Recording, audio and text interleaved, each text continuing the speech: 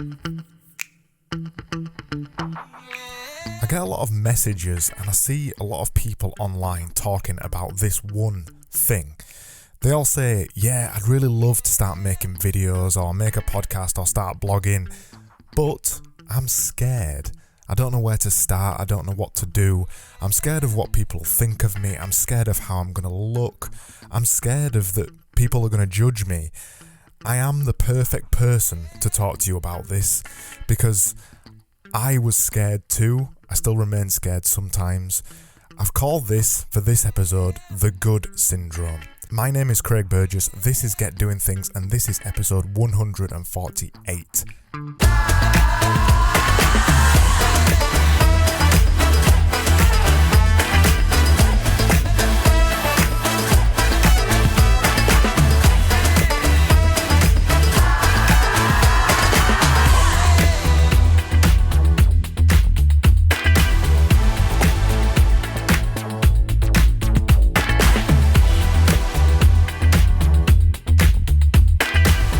So to go forward, I've got to begin by going back a little bit.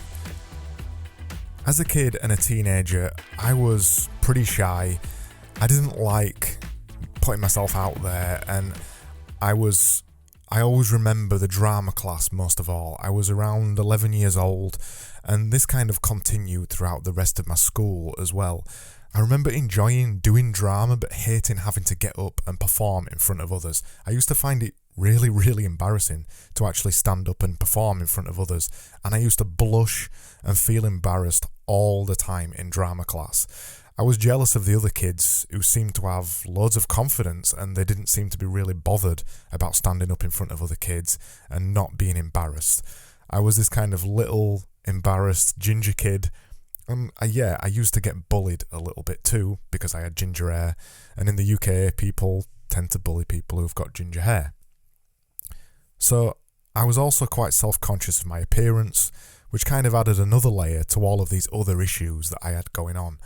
It wasn't really until college that I started to come out of my shell a little bit, and I started getting around new people who appreciated me for who I was, and I could start doing the things that I loved, which was saying things and maybe being a bit controversial and actually saying my opinions.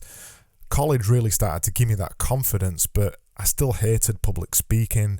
I still remember my final presentation after 2 years of design education. At around 18 years old, I was petrified. I had to give a 30-minute presentation about what I'd learned over the last 2 years on the design course, and I was petrified of it. I had to do it in front of 15 people, all peers, people who were on the course with me, and also potential employers as well, people who might end up employing me at the end of the course, and I was terrified. I was terrified for weeks, probably months, about this presentation that I knew I had to give at the end of the course. The talk lasted 30 minutes, and I couldn't wait for it to be over, and when it was over, I remember saying, I'm never going to do another public talk again. I hated it. I'm never going to do any more public speaking. And then fast forward to around 12 years, 13 years to now, and I've given public talks at design conferences and dev conferences. I love public speaking. I do a couple of regular podcasts. I'm on YouTube putting myself out there nearly every single day. In fact, this video and this podcast, what I'm doing right now, is another example of that. And I used to be scared of all of those things. So how did I get from there, a scared little kid, to never wanting to do drama and putting himself in front of people, to where I am now, where I don't kind of care at all, really, and I'll do anything and I'm not bothered? Well, podcasting was really where it started for me. And previous to that, I'd done blogging and stuff like that. I wasn't bothered about putting myself out when it came to blogging, but I knew that I had to put myself out in another way. And the first step up for that for me was podcasting. And I approached it in the only way that I really know, which was doing a thing a day, every day for 365 days. And in 2018, I decided to start a podcast despite knowing nothing about podcasting, how to make one, where to get started, anything about audio engineering, just the whole shebang. I knew nothing at all about podcasting.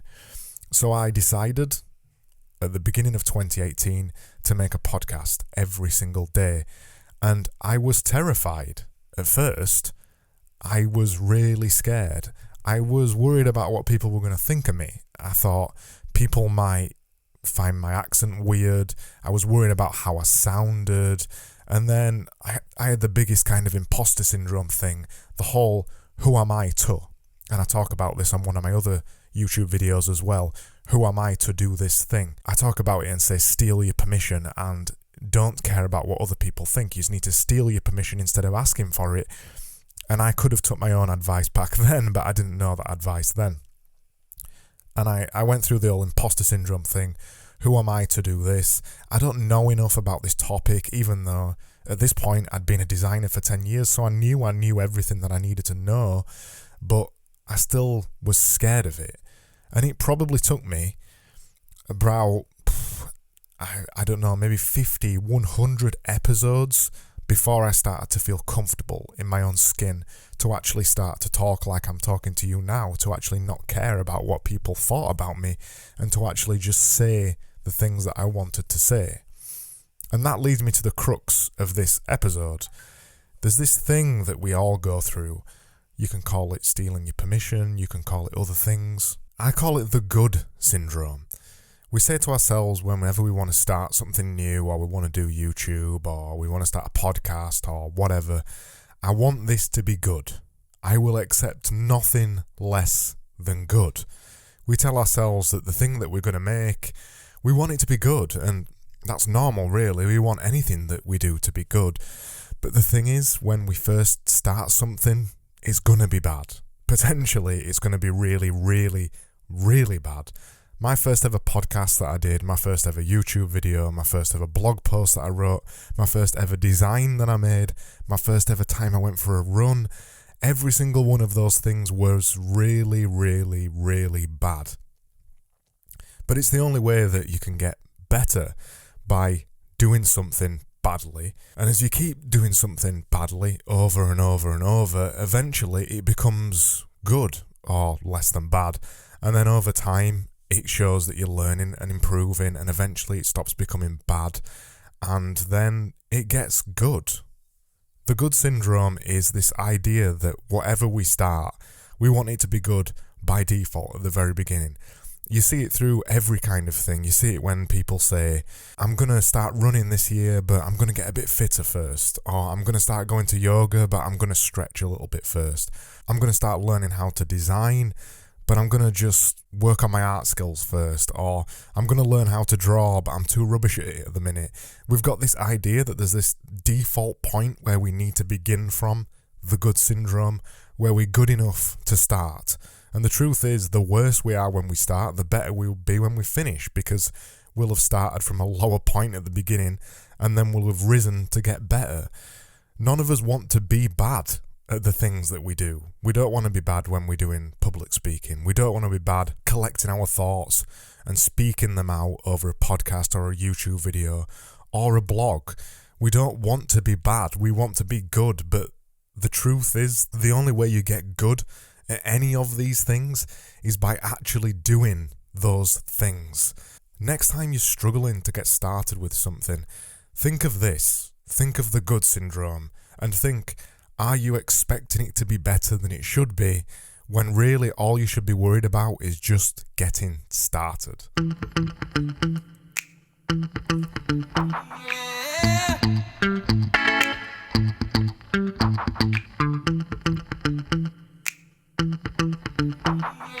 That was episode 148 of the Get Doing Things podcast. I've been Craig Burgess. I do these podcasts about once every week or a couple of times a week, and I'll look forward to seeing you again soon next week for another podcast just like this one.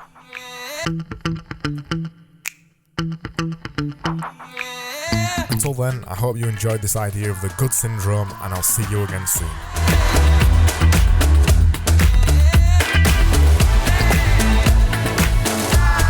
See you soon.